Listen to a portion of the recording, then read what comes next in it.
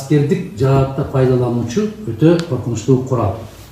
Эгер ошондой курал пайда болгондон кийин, демек аны колдонуордон баштап ага давасын да кошо издешет. Мунун давасы бар.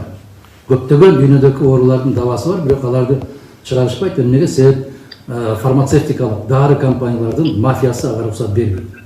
Бул чоң саясий финансылык оюн. Кыргызстанда эмне үчүн айттым мен? Көп чочулабагыла деп. Коркунучтун өзү жарым дарт.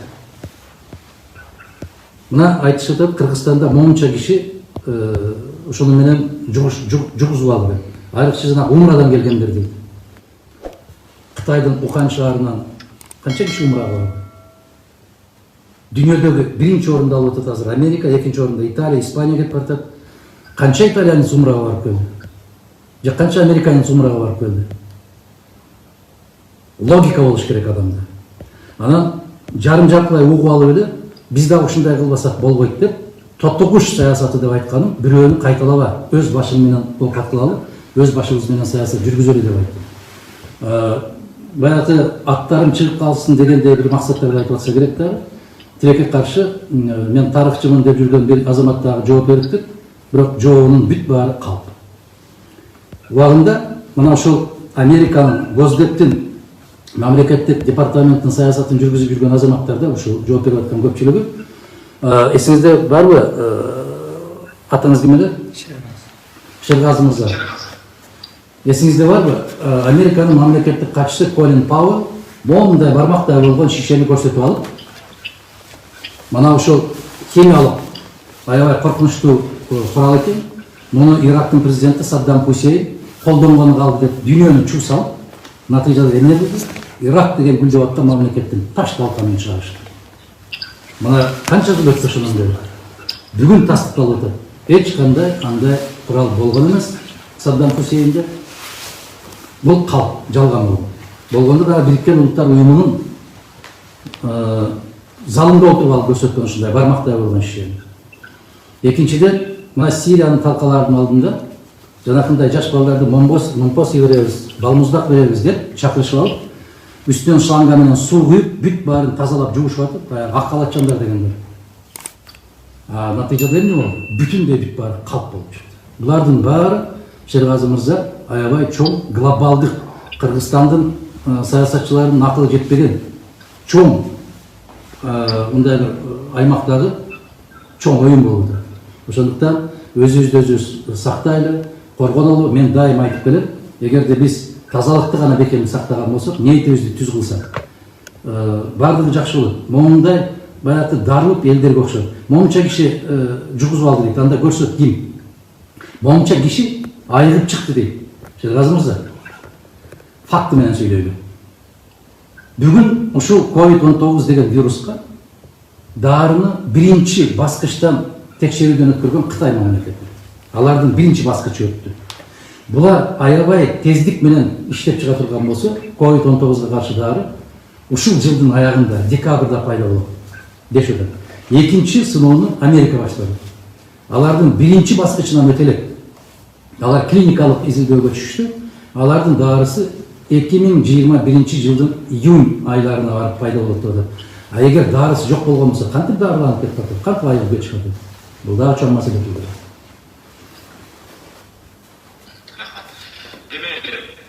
Сиздин баягы айткан үйүмдө 2 килограммун жок, шекери жок деген сөзүңүз урмаланып, азыр каттык тармактарында талкуу жаратып жатат да. Ушул тууралуу өзүңүз түшүндүрүп кетсеңиз, урмаланбаган сөздү биз өзүбүз алалы. Рахмат. Мен баягы түшүнбөгөн кишилерге кайра айтуудун кажети жок. 1 килограмм мун жок дегендин себеби мондай. Биз күнүмдүк оокатыбызды алып калдык. Bir күндө бир бүтүн дагы жанагындай нан албайсың, бөлкө жана кесилген салафанга урулган жарым аласың. Эмнеге? Себеп эртең Аллах насип кылып аман болуп ошого жетсең, барасың дагы кайра ошонун жан келгенинен, тандырдан чыкканын кайра аласың.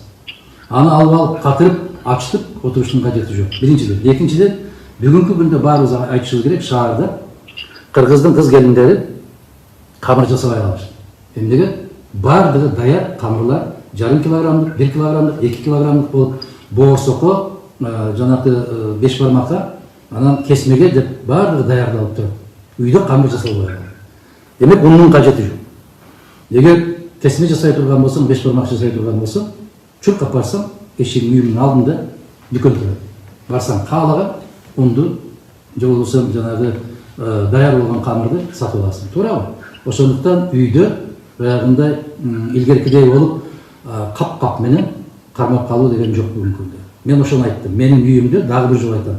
Эгерде пендени кандайдыр бир туура эмес маалымат берейин, алдайын деген бир максатым болгон болсо мен жараткандан корком. Ошондуктан күнүмдүк оокатты күнүмдүк алып койгонбуз. Эми Алхан Кимсанбаевич ийгиз суроо мындай болсун. Ашууда аталмаштырдык. Эски саламаттык сактоо министрин кетирип, ордуна жаңы министр алып келдик. Азыркы саламаттык сактоо министринин ишине кандай баа бересиз? Биринчиден ага баа бериш үчүн бир аз убакыт керек. Ашууда аталмаштырдык деген сөзүңүз туура сөз, бирок ошол ашууга туура эмес ат менен жолго чыкканбыз да. Ошол атты минип алып ашууга чыкпаш керек эле. Кептин баары ушунда. Кадр кандай болуп атат? Кадрдык саясат кандай болуп атат? Кимдер келип атат? Мына вице-премьерди алып, анын ордуна вице-премьерди койду. Эмне болгон жумушту аткарды? Кай жерде иштеген? Кандай тажрыйбасы бар? Эмнеге жөндөмү бар? Жаңы келген министр боюнча эч кандай сөз айта албайм. Себеби ал киши менен мен мындай бир ишмердүүлүгү боюнча тааныштыгым жок экен. Массалык маалымат каражаттарында ар кандай маалыматтар бар. Өтө терс маалыматтар дагы бар. Анан жакшы деген маалыматтар дагы бар. Бул мыйзам ченемдүү көрүнүш. Анын ишин байкашыбыз керек. Бирок кечээки маалымат жыйынында билдириптир. Туура эмес маалымат берип аткандарды биз жазалайбыз. Ушул жазалайбыз деп келишет. Бүт эле баары жазалайбыз деп келет. Биз ушул ишти жөнгө салабыз деп келген кишини көрбөйбүз. Баарын эле жазалайбыз. Ошондуктан жазалаардын алдында биринчи ишти жөнгө салыш керек.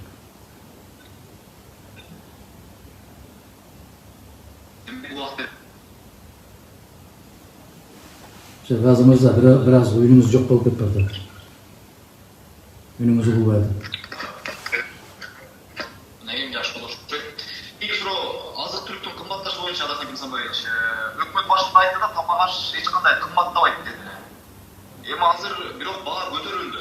Буга өкмөт кандай чара көрүш керек эле? Бирок баарын кымбатташ менен карап туралы.